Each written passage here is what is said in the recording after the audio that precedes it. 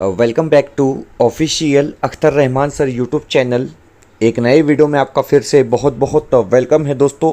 CTET 2026 विषय बाल मानस शास्त्रों व अध्यापन शास्त्रों पेपर 1 और पेपर 2 के लिए फिर से कुछ इंपॉर्टेंट और सिलेक्टेड क्वेश्चन हम आप लोगों के लिए आज के इस वीडियो में देखने वाले हैं दोस्तों। परीक्षा जो है वो करीब करीब सितंबर के लास्ट वीक में बताया जा रहा है दोस्तों। सितंबर के आखिरी हफ्ते में परीक्षा का आयोजन होगा, इस प्रकार से एक अपडेट आ रही है। फिलहाल कंफर्मेशन नहीं है, 2 सितंबर के बाद आपको डेट बताई जाएंगी दोस्तों। लेकिन यहाँ पर जो वीडियोस अभी फिलहाल आ रहे हैं दोस्तों, वो जो वक्त आपको मिला है उसका आपने भरपूर यूज़ करना है, भरपूर इस्तेमाल करना है, क्योंकि परीक्षा में अब इससे बेटर चांस आपको नहीं मिलने वाला है। तो इस वीडियो के माध्यम से आज के इस वीडियो में हम बहुत ज़्यादा इंपॉर्टेंट और सिलेक्टेड बाल मानस शास्त्रों व अध्यापन शास्त्रों चाइल्ड डेवलपमेंट एंड पेडागोजी के महत्वपूर्ण प्रश्न देखने वाले हैं दोस्तों। तो चलिए वीडियो में आगे बढ़ते हैं।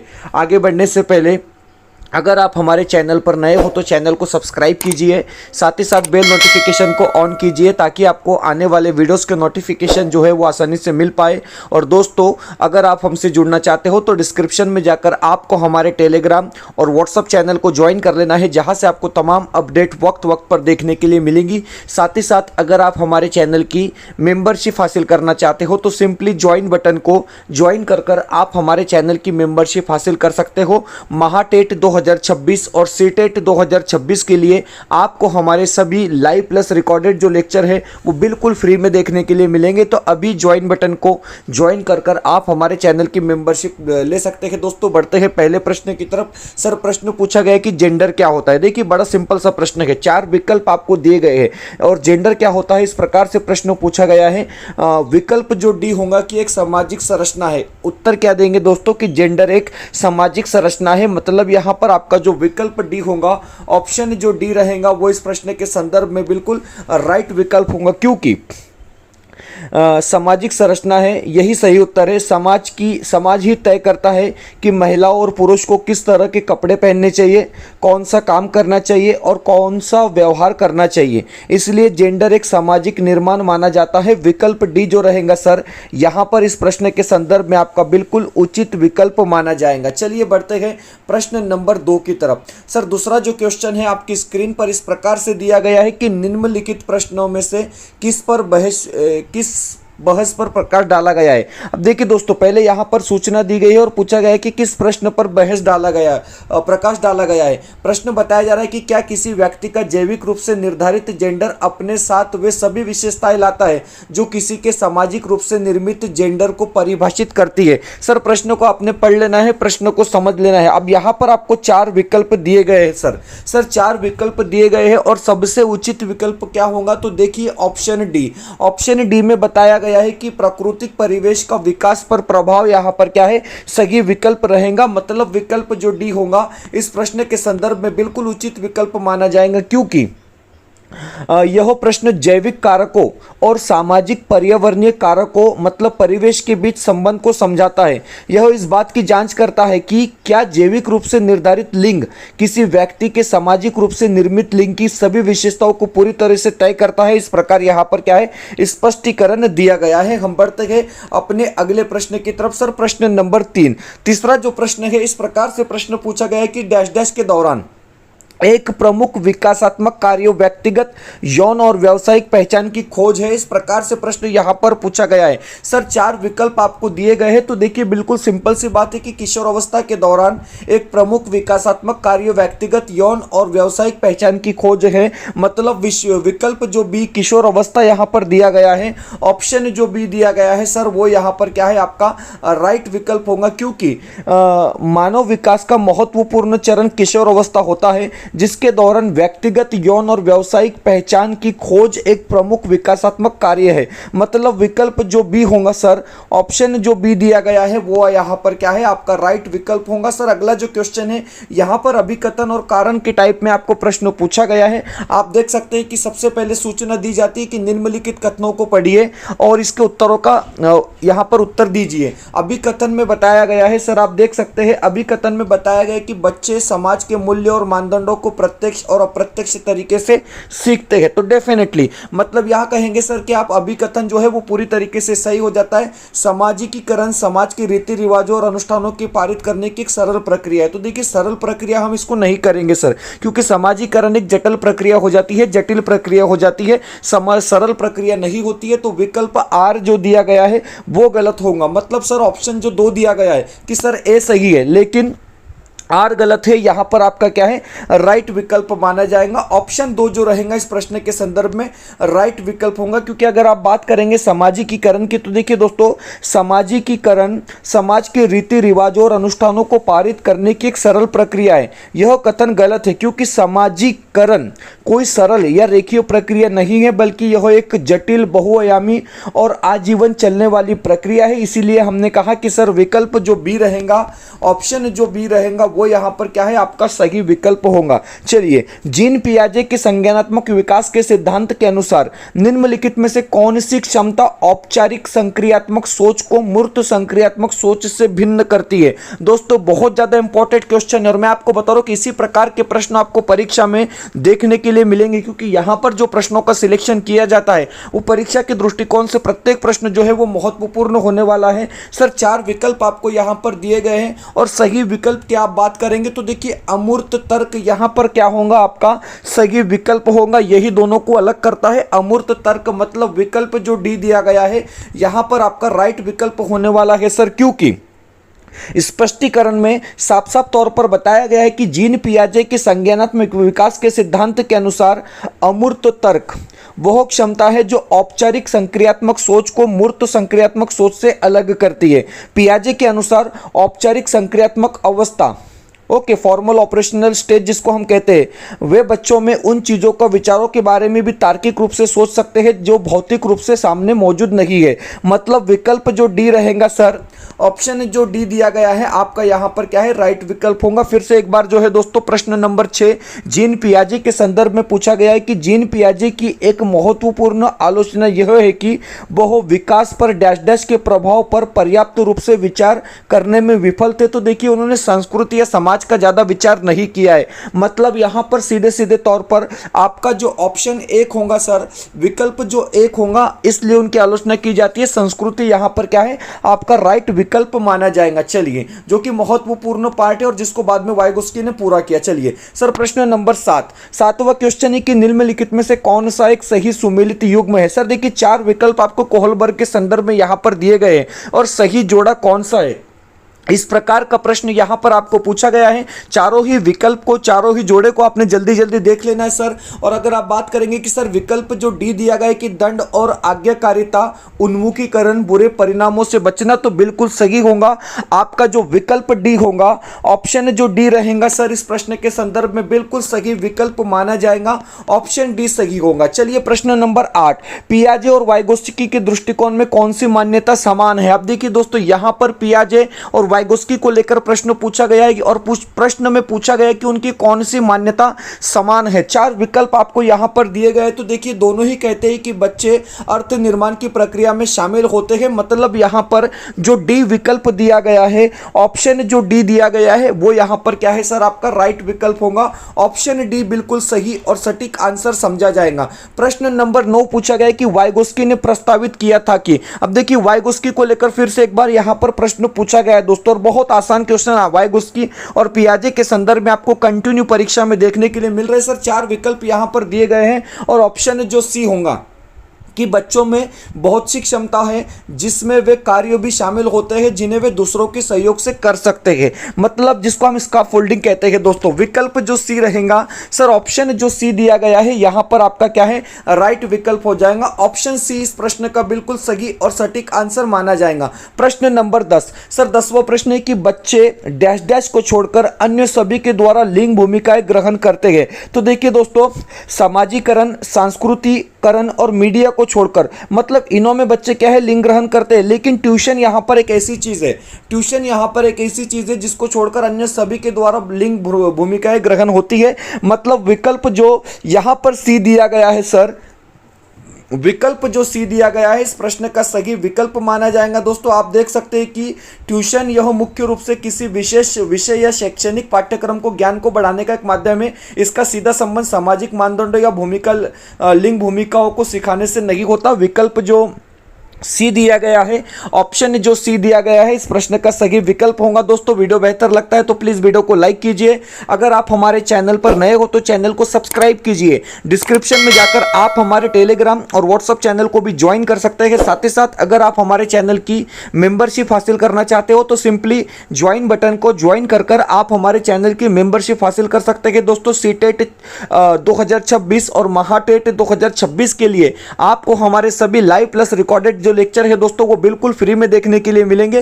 तो अभी ज्वाइन वाले बटन को ज्वाइन कर आप हमारे चैनल की मेंबरशिप हासिल कर सकते हैं। वीडियो को प्लीज लाइक कीजिए और चैनल पर नए हो दोस्तों तो चैनल को सब्सक्राइब कीजिए। हम बढ़ते हैं अपने नेक्स्ट क्वेश्चन की तरफ। सर प्रश्न नंबर 11, चलिए प्रश्न नंबर 11 पूछा गया है कि निम्नलिखित में से कौन सा विफलता के लिए आंतरिक आरोपण का एक उदाहरण है। बड़ा सिंपल क्वेश्चन है। मैं आपको बता रहा हूं कि सबसे आसान जो सेक्शन होता है सीटेट की परीक्षा में वो होता है CDP, child development and pedagogy. आप यहां पर आराम से 26-27 नंबर स्कोर कर सकते हैं। सर आंतरिक प्रेरणा का कौन सा उदाहरण है जो विफलता के लिए जिम्मेदार है, इस प्रकार का प्रश्न यहां पर पूछा गया है। 4 विकल्प आपको दिए गए हैं। तो देखिए आंतरिक जो यहां पर हम कहेंगे दोस्तों आरोपण होता है मैं परीक्षा में फेल हो गया क्योंकि मैंने पर्याप्त पढ़ाई नहीं की, ये यहां पर क्या है आंतरिक कारण होगा।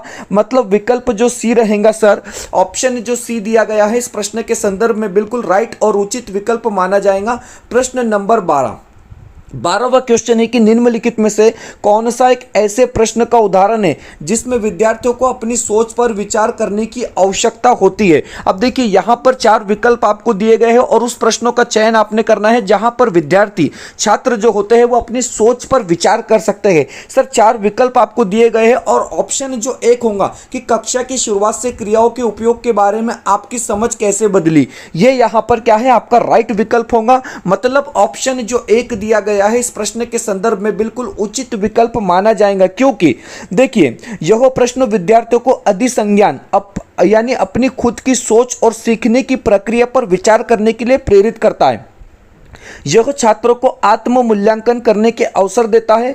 पहले उनका ज्ञान क्या था और अब उनमें क्या बदलाव आया है, ये चीजें यहां पर हो सकती है। विकल्प जो एक रहेगा सर, ऑप्शन जो एक दिया गया है वो यहां पर क्या है आपका राइट विकल्प होगा। सर हम बढ़ते हैं अगले प्रश्न की तरफ। प्रश्न नंबर 13। अब देखिए फिर से उसी प्रकार का प्रश्न यहां पर आपको पूछा गया है, अभिकथन और कारण।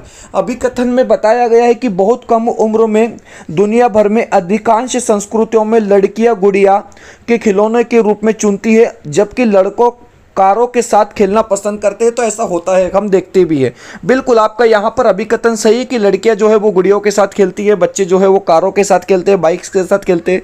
तो ये वाला विकल्प सही होगा। कारण बताया गया कि बच्चे किसी विशेष संस्कृति की अपेक्षाओं के आधार पर एक लड़के या लड़की के लिए या उपयुक्त माना जाता है, इसके बारे में जानकारी व्यवस्थित करता है और उसके अनुसार व्यवहार करता है। डेफिनेटली ये भी होता है, व्याख्या भी सही हो रही है। मतलब यहाँ पर विकल्प सी सही रहेगा सर कि दोनों सही है और व्याख्या भी सही हो रही है। विकल्प सी जो होगा आपका वो बिल्कुल सही और सटीक विकल्प यहां पर माना जाएगा। प्रश्न नंबर 14। चलिए 14वां क्वेश्चन है कि 4 वर्ष की अर्पणा कहती है कि एक बटन जिंदा है क्योंकि वह उसकी शर्ट को एक साथ बांधने में मदद करता है। बच्ची कितने साल की है? तो 4 साल की है। ये पॉइंट पर आप गौर कीजिएगा। जीन पियाजे के अनुसार उसकी सोच की विशेषता क्या है? तो देखिए उसकी सोच की जो विशेषता है वो जीववादी चिंतन है क्योंकि बच्ची 4 साल की है। मतलब यहां पर विकल्प जो सी रहेगा वो सही होगा। सर जीववादी चिंतन क्या होता है इसके बारे में स्पष्टीकरण देख लेना जरूरी है क्योंकि यहां पर बताया गया है कि जीन पियाजे के संज्ञानात्मक विकास के सिद्धांत में, मतलब जिसको हम कॉग्निटिव डेवलपमेंट थ्योरी कहते हैं, उसके अनुसार पूर्व संक्रियात्मक अवस्था प्री ऑपरेशनल स्टेज 2 से 7 वर्ष तक होता है। बच्चों में जीववाद की प्रवृत्ति पाई जाती है। इसमें बच्चे निर्जीव वस्तुओं जैसे बटन, सूरज, बादल या खिलौनों को सजीव मानने लगते हैं और सोचते हैं कि उनमें भी भावनाएं, उद्देश्य या जीवन है।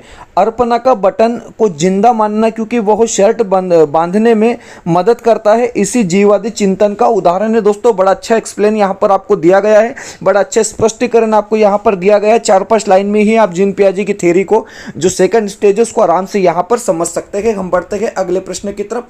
प्रश्न नंबर 15। सर 15वां प्रश्न पूछा गया है कि प्रतिभावान बच्चों को शिक्षित करने का उपागम जो उन्हें असामान्य रूप से तीव्र गति से पाठ्यचर्या के माध्यम से आगे बढ़ाता है क्या कहलाता है? तो सर इसको हम गतिवर्धन कहेंगे। मतलब विकल्प जो डी होगा, विकल्प जो डी रहेगा यहाँ पर आपका एक्सेलरेशन सही विकल्प माना जाएगा। विकल्प जो डी होगा वो बिल्कुल यहाँ पर आपका राइट विकल्प होगा। स्पष्टीकरण देख लीजिए कि शिक्षा शास्त्र में त्वरण या गतिवर्धन जिसको हम एक्सेलरेशन एक ऐसा उपागम अप्रोच है जिसके तहत प्रतिभावान मतलब गिफ्टेड जो बच्चे होते हैं उनकी सीखने की असाधारण क्षमता के कारण सामान्य बच्चों से तीव्र गति से आगे बढ़ने की अनुमति दी जाती है। इसके अंतर्गत बच्चों के कम समय में उच्च कक्षा की पाठ्यचर्या पूरी करवाना, एक ही वर्ष में 2 कक्षाएं पास कराना शामिल होता है। मतलब विकल्प डी यहाँ पर आपका सही विकल्प होगा। दोस्तों सीटेट 2026 के लिए आप लोगों के लिए अपडेट क्वेश्चन सेट अवेलेबल है। परीक्षा की जो तारीख थी दोस्तों उसको 6 सितंबर से आगे पोस्टपोन कर दिया गया है। बताया जा रहा है कि परीक्षा जो है वो सितंबर के आखिरी सप्ताह में हो सकती है या ज़्यादा से ज़्यादा 4 अक्टूबर को ये परीक्षा हो सकती है दोस्तों। तो परीक्षा के लिए अपडेट क्वेश्चन सेट अवेलेबल है क्योंकि जितना चांस आपको मिला है उतना लाभ आपने यहाँ पर लेना है दोस्तों। और आप लोगों के लिए पेपर 1 और पेपर 2 के लिए हमने अपडेट क्वेश्चन सेट बनाए हैं। आप आपकी स्क्रीन पर देख सकते हैं कि 499 में आपको पेपर 1 के प्रश्न संच मिलने वाले हैं, 399 में आपको पेपर 2 के संच मिलने वाले हैं। दोस्तों आप देखेंगे मराठी पेडागोजी, हिंदी पेडागोजी, बाल मानस शास्त्रों, परिसर अभ्यास और गणित पेडागोजी। मतलब पेपर 1 के लिए आपको करीब करीब 5 विषय की टोटल 50 प्रश्न पत्रिका, मतलब प्रत्येक विषय के लिए यहाँ पर आपको 10 प्रश्न पत्रिका दी जाएंगी विथ आंसर की दी जाएंगी दोस्तों। उसी प्रकार से पेपर 2 की अगर आप बात करेंगे तो मराठी पेडागोजी, हिंदी पेडागोजी, बाल मानस शास्त्रों और समाज शास्त्र पेडागोजी 399 रुपए में यहाँ पर आपको 40 क्वेश्चन पेपर मिलेंगे। हर सब्जेक्ट के लिए आपको 10 प्रश्न पत्रिका यहाँ पर विथ आंसर की दी जाएंगी दोस्तों, जो कि परीक्षा के दृष्टिकोण से बहुत ज्यादा महत्वपूर्ण है। इतना तो आप इतने समय में कर ही सकते हैं। और अगर आप पेपर 1 और पेपर 2 दोनों पर पेपर परचेस करना चाहते हो दोस्तों तो 699 रुपए में आपको यहाँ पर ये कॉम्बो पैक दिया जाएगा जो परीक्षा के दृष्टिकोण से बहुत ज़्यादा महत्वपूर्ण होगा दोस्तों। अगर आपने इतना कर लिया परीक्षा से पहले तो मैं आपको डेफिनेटली बता रहा हूँ कि आपकी परीक्षा आप पास हो जाओगे, क्योंकि परीक्षा में जिस प्रकार से प्रश्न आते हैं दोस्तों, जो ट्रेंड चल रहा है और रिसेंटली परीक्षाओं में जिस प्रकार से प्रश्न पूछे गए उसका संपूर्ण एनालिसिस कर यहाँ पर ये प्रश्न संच आप लोगों के लिए बनाए गए हैं। व्हाट्सअप नंबर स्क्रीन पर दिया गया है सर, इस नंबर पर कॉन्टेक्ट कर आपको इसको परचेस करना है। सिंपली व्हाट्सअप पर हाई कीजिए, आपको हमारी तरफ से एक स्कैनर भेजा जाएगा, उस पर पेमेंट करने के बाद स्क्रीनशॉट सेंड कीजिए, तुरंत आपको ये अपडेट क्वेश्चन सेट जो हमने 2026 की परीक्षा के लिए बनाए थे सितंबर महीने की, वो आपको यहाँ पर मिल जाएंगे दोस्तों। तो ज़्यादा समय नहीं है, परीक्षा में 20-22 दिन से ज़्यादा वक्त आपको नहीं मिलेगा, इस बात को आप ध्यान रखेंगे। यहाँ पर क्वेश्चन सेट दिए गए हैं, इसको आप परचेस कर सकते हैं। बढ़ते हैं अगले प्रश्न की तरफ।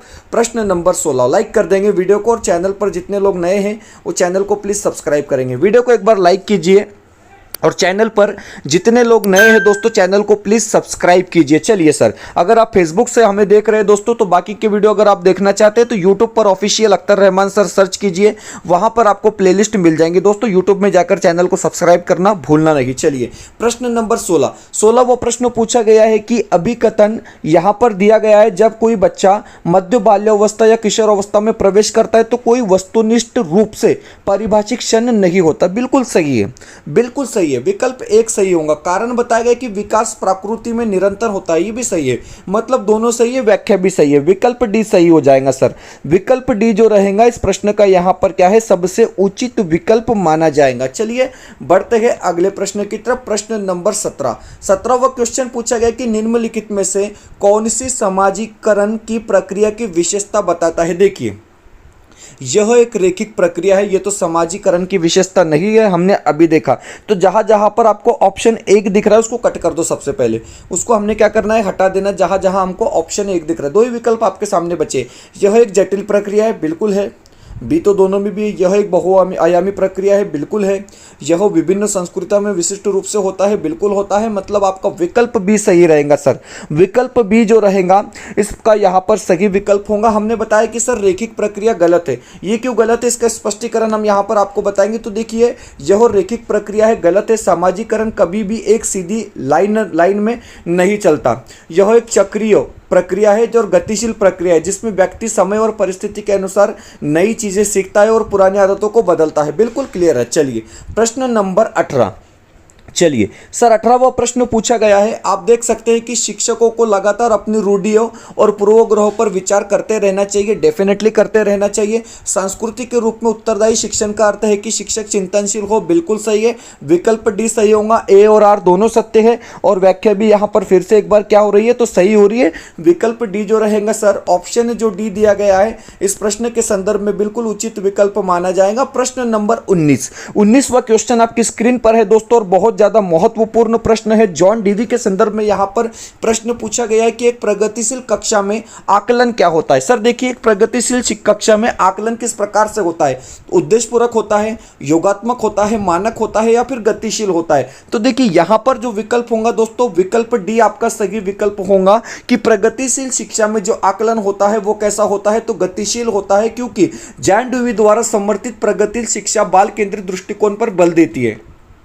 इस तरह की कक्षा में आकलन गतिशील और सतत होता है। इसका अर्थ यह है कि आकलन बच्चों के सीखने की प्रक्रिया के दौरान लगातार चलता है, लचीला होता है और बच्चों की आवश्यकता के अनुसार शिक्षक अपनी शिक्षक विधियों में बदलाव करते हैं। यह केवल अंकों के लिए नहीं बल्कि बच्चों के वास्तविक सीखने की क्षमता समझने और सुधारने के लिए होता है। मतलब विकल्प डी यहाँ पर क्या है आपका राइट विकल्प रहेगा। सर 20वां प्रश्न पूछा गया है, आसान सा क्वेश्चन है कि विकास कैसे होता है। प्रश्न इस प्रकार पूछा गया क्योंकि यहाँ पर सीटेट में क्या होता है कि सिर्फ छोटे छोटे प्रश्न दिए जाते हैं, आपको समझना चाहिए कि किस बेस पर यह प्रश्न पूछा गया है। तो देखिए शरीर के मध्य से लेकर बाहर की दिशा में होता है, ये वाला विकल्प यहाँ पर विकास के संदर्भ में सही रहेगा।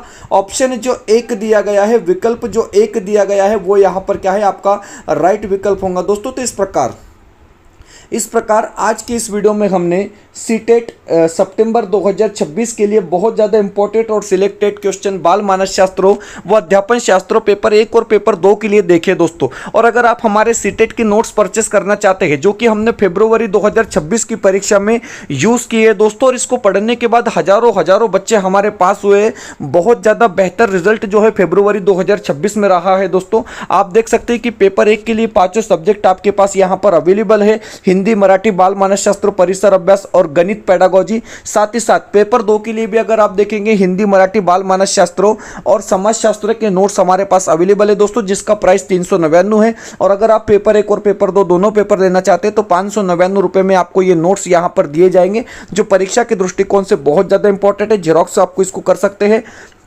पीडीएफ के रूप में ये नोट्स आपको मिलेंगे, मोबाइल, लैपटॉप, कंप्यूटर में भी आप इसको यूज़ कर सकते हैं दोस्तों। परीक्षा के दृष्टिकोण से बहुत ज़्यादा इंपॉर्टेंट नोट्स हमने ये बनाए हैं। फिलहाल वीडियो में इतना ही, मिलते हैं नए वीडियो में बेहतर अपडेट के साथ।